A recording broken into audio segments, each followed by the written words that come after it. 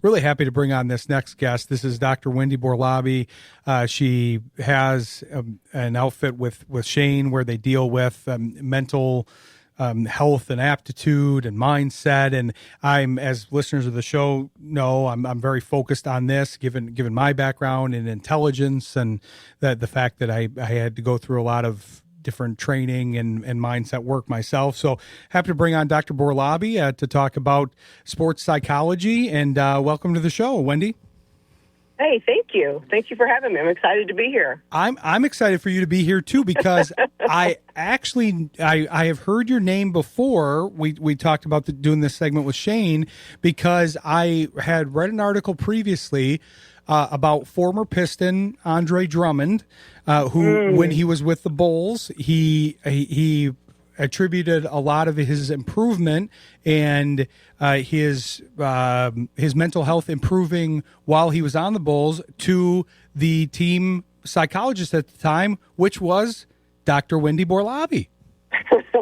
It was me.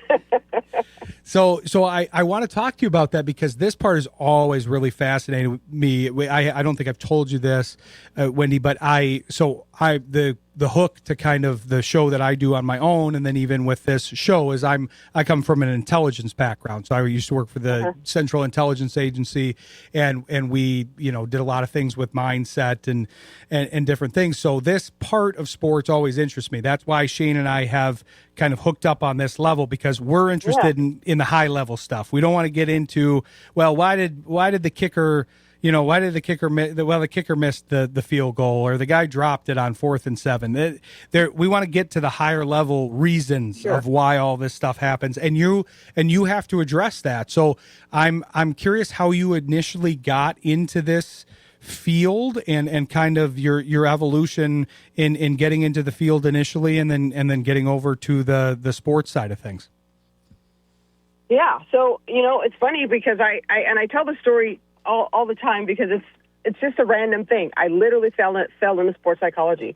It was nothing that I knew of or even heard of. I had graduated undergraduate and was working in the field, and a coworker stated to me, would I be interested in going to a sports psych conference with her? Because I was an athlete, and we were in psychology. And so I said yes, because it was in New Orleans and our job was going to pay for it. So I went and had a free weekend in New Orleans. I didn't even attend a single thing from the conference. But then about 3 or 4 years later, I started thinking, what is this sports psych thing? What is this? And what does this really mean? And so as I started looking more into it, I was like, wow, this is this is a job. This is a career. People do this, and I can see the connection and how it can benefit not only athletes, but just like anybody. Once you learn to tap into who you are and your strengths, I'm like, that's pretty unique. And so I just started to, how do I do this? And so then it was like, get my master's and get my doctorate, and just continue on education, because it just seemed to be a perfect fit for me, because one, I love to help people, and two, I love sports. So it was like, this is my career path. Let's go, right? Exactly. Well, and I think of a guy like Andre Drummond. This concept that you're talking about makes me think of him, because he's obviously a big, strong, physically imposing guy. He's gotten his frame into very good shape. He's developed muscle and athleticism, and basically maximized probably what he can do with his physical shape. Sure, he can get in the gym and do different things, but a lot of those guys are at peak athleticism and physical condition. But then the part that you can improve is that mental piece, because we can all improve it, as you know better than anybody, and I'm always focused on that. And you can always improve that part, and that's maybe where you have the higher growth arc is, okay, and I think we all learn that to a degree as we get older, because our bodies kind of fail us, and then we say, well, we got to lean on our minds a little bit more. But if you're able to integrate that into sports, I feel like that's a force multiplier there, because you're saying, hey, if you can get a younger guy to understand the capabilities of his mindset, then I might make him into a better player that's able to produce better on the court, on the field, and do better at the negotiating table and everywhere else. Absolutely, do better in life, right? Because you start off with just what you're saying. When I worked I was at the Olympics for about 8 years, and that's one of the things that I saw that was incredible, was that the athletes they're pretty much the same physically, just what you're saying, right? They pretty much were similar, but it was the mental piece. It was how they tapped into who they were, what their strengths were, when to use it, how to use it, and then be open to the fact that they could actually adjust it and change, and that they owned it, right? And that was the piece. So when you're able to get there and you're able to figure those things out, and then you use it, it's just a whole nother ballgame. It's just a whole nother ballgame.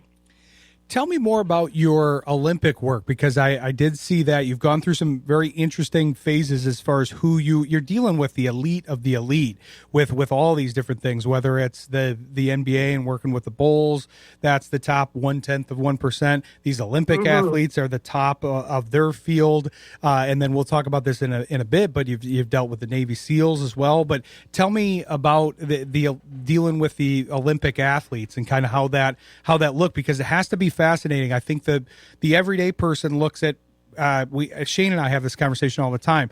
I'm kind of the everyday person, and then Shayne's the elite athlete. And I think the fan has a tendency to look at the elite athlete of, oh, well, they haven't had any problems. They haven't had any mental or physical strife in their life. It's the exact opposite. They've overcome, and we were talking about this in an earlier interview, they've overcome the adversity, and that's what helped make them what they are today, the star and the high performer that they are today. Yeah, and and we don't even have to think about the adversity that they overcome. We could just let's talk about the everyday life. I mean, their everyday life, because think about having a career that you get paid only if you get the top seat, right? So right. Only if you get the first seat, or if you're the leader, or whatever the case may be. Which in this case, it's the gold medal, or maybe even the silver medal. But that's when you get paid, and you have to get that in order to get paid. So you're going for 4 years, maybe even 8 years, depending on how many times you make the Olympic team. But let's just put it in 4 years for perspective. So for 4 years, you're not getting it paid. You're working out. You're going to work 2 or 3 times a day. You're trying to fundraise to help pay for your bills. You may be living with somebody else because you can't afford a place because, again, you're not making any money. You're not making any money. And let's say you even have a family. So you might be missing out on the kids' different activities because, again, you're working out 2 or 3 times a day. So all of that happens for 4 years, and then you make it to the Olympics. But let's say you don't get on the podium. You haven't made no money. I mean, that's a stressor, right? So I think a lot of the things that when I was dealing with Olympians that they faced was that they struggled on being selfish because they had to be selfish in order to get to the podium. They had to be selfish and miss out on different things in their lives and what they were doing because they needed to work out 2 or 3 times a day. They couldn't work. They needed to focus only on winning the U.S. championships or the world championships or going to European championships, or going to German championships. They had to do all these different things and travel, which means they had to raise money to do that because, again, you have no job. You're not making any money. And I think those are the stressors that Olympians have to face, and that's an everyday thing. And obviously it's a choice, right, to be an Olympian, but I think that's a regular thing that they had to face in addition to overcoming other things as well.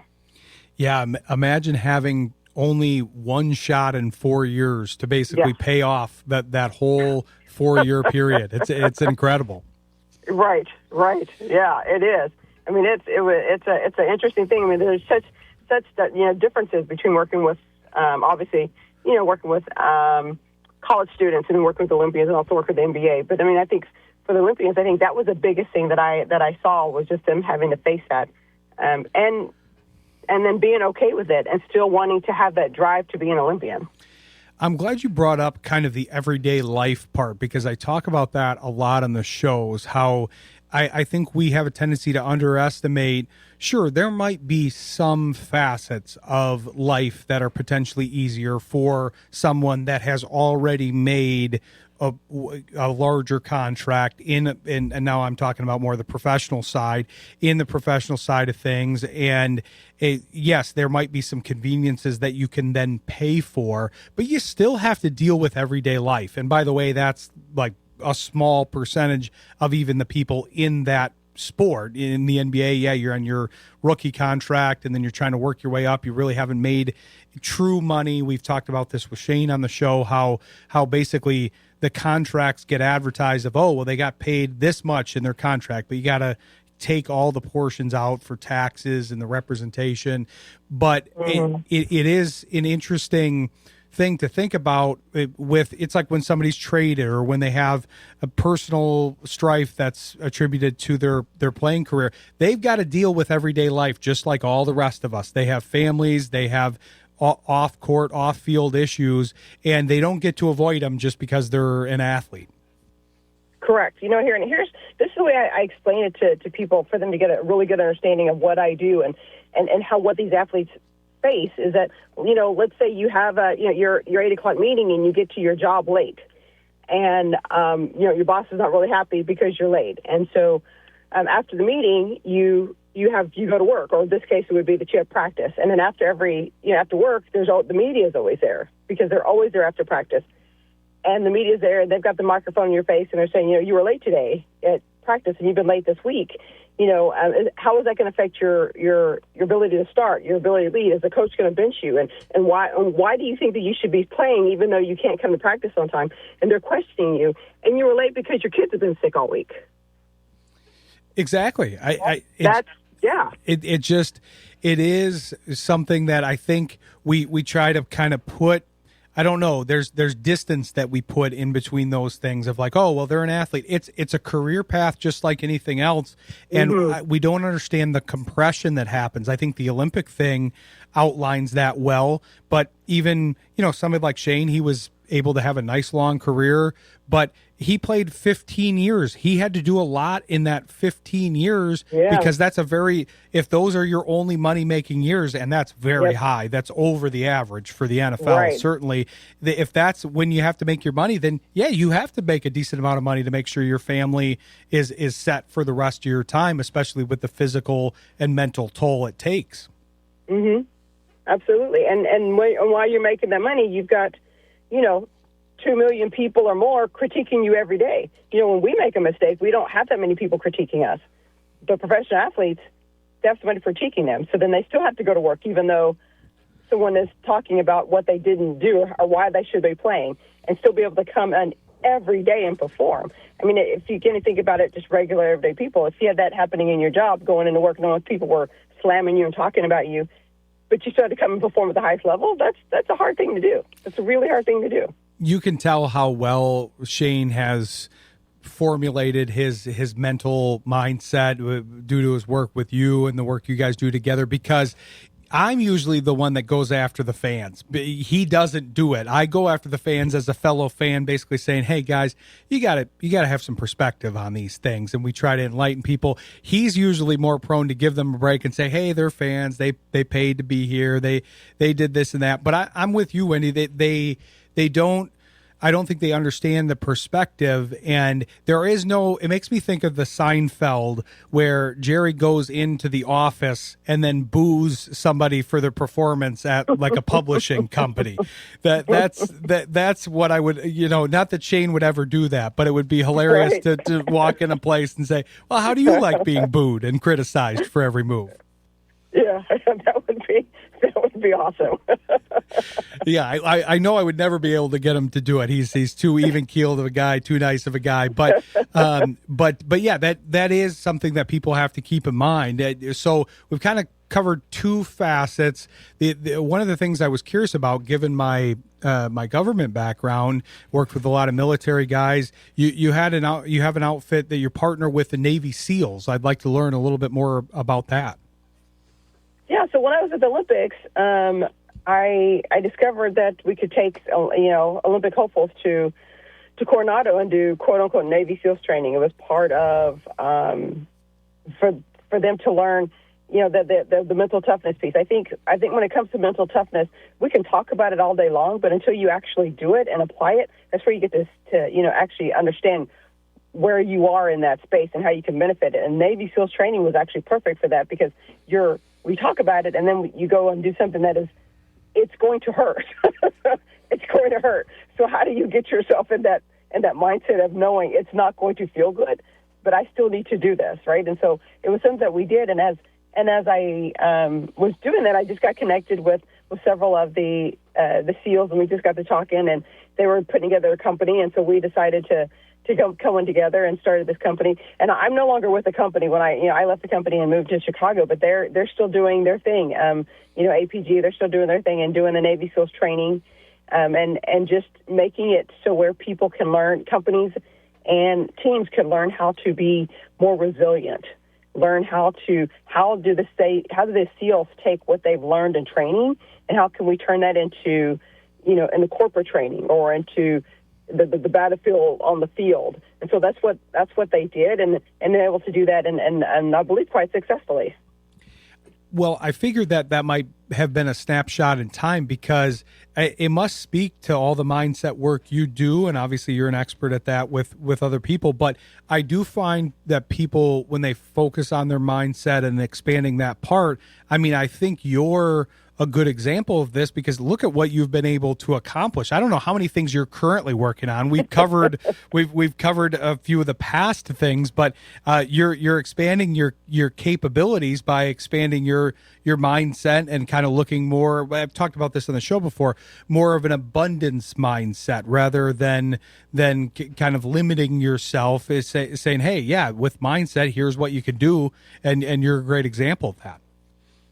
Yeah, and I'll say that my shift in career, it was solely based on wanting to make more time for family. I have twins, and they hit middle school, and I was traveling so much with professional sports, and I was like, middle school is like the armpit of education. Like I gotta be more present, right? I gotta be more present mom, and so that's what it was about. And as I left and wanted to figure that out, it brought a whole new era of there's all of these things that I could do that I didn't think about, because I've just been with, I can't say just, obviously I've had an amazing career with the Bulls and with the Olympics and with Navy SEALs, but this is more of like, oh wait, how can I expand what I've learned into different areas and help other people have the same advantages that these professional athletes have had. And so that's what, just trying to do that now. And with Shayne, and as we're working with, with Impact Engine Group, and that's what we're doing. We're taking all this information that we've learned, Dr. Phil and I, that we've learned what we've done, and been able to put it together to help the professional athletes and the everyday person and being better, because that's what I think ultimately that's all we all want to do. We just want to be better. And I like to say, I want to help people be better in their corner of the world, whatever that looks like. You don't need to be a professional athlete. You don't need to be Oprah Winfrey. You don't need to be, whomever. You just need to be the best you want to be, and let's help you do that.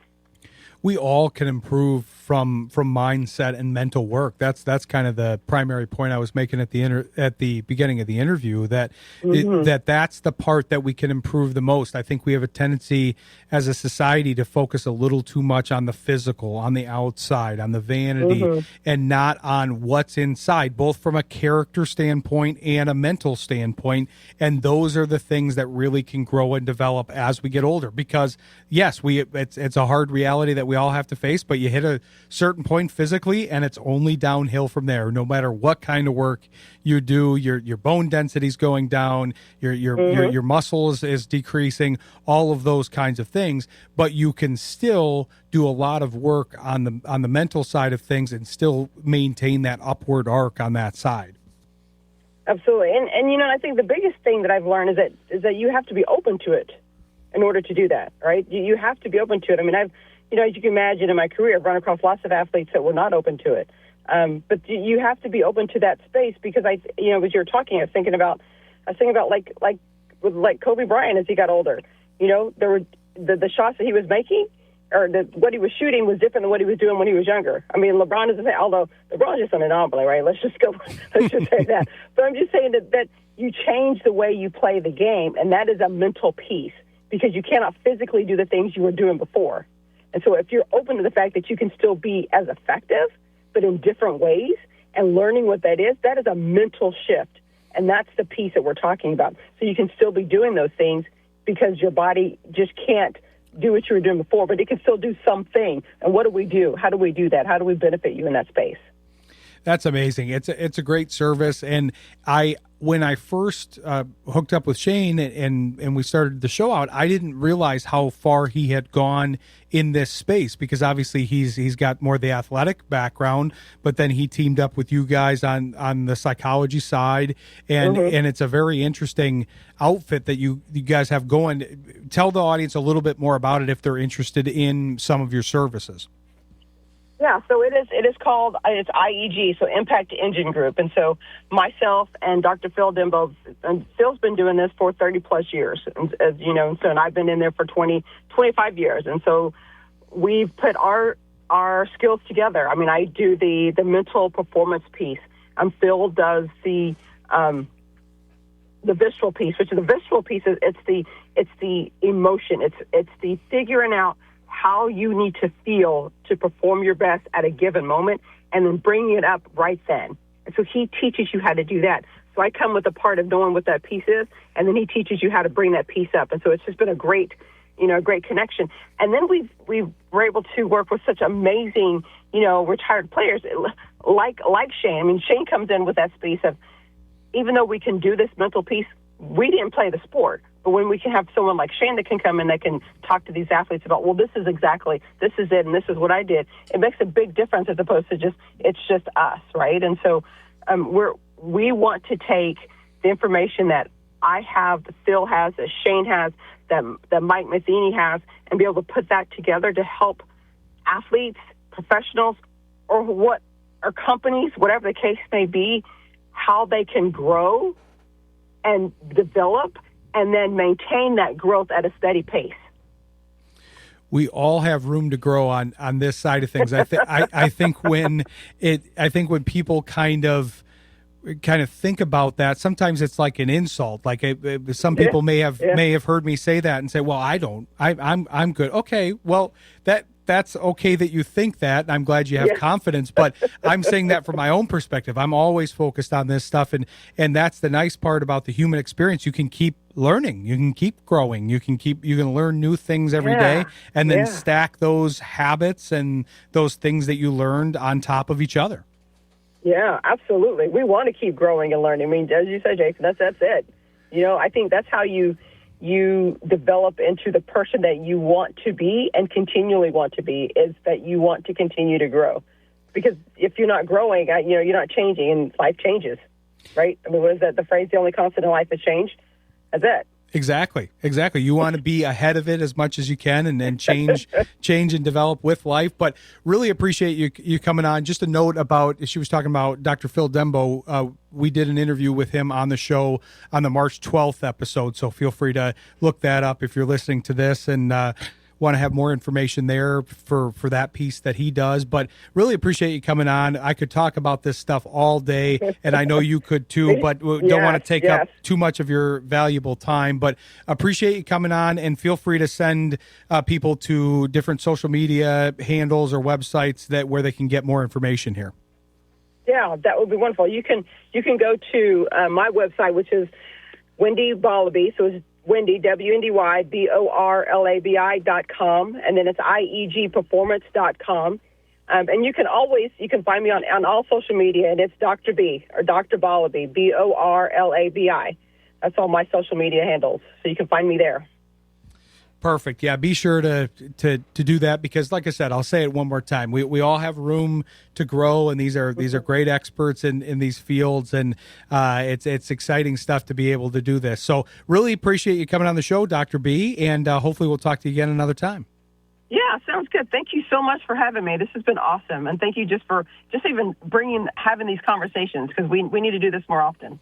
Definitely. Yeah, we'll look forward to having you back on the show, especially when Shayne's here. That'll change the conversation. And you can't talk enough about, we often talk about the mental health side on our shows, but yeah, the mental health side, but this is how you get ahead of that too. This is how you can kind of not get into the mental health issues that come with it. You get mindset growth ahead of that, and then get ahead of the game. So really appreciate you coming on, and we'll look forward to having you back on here in the future. Okay, thank you so much. Take care. All right, you too, Dr. B.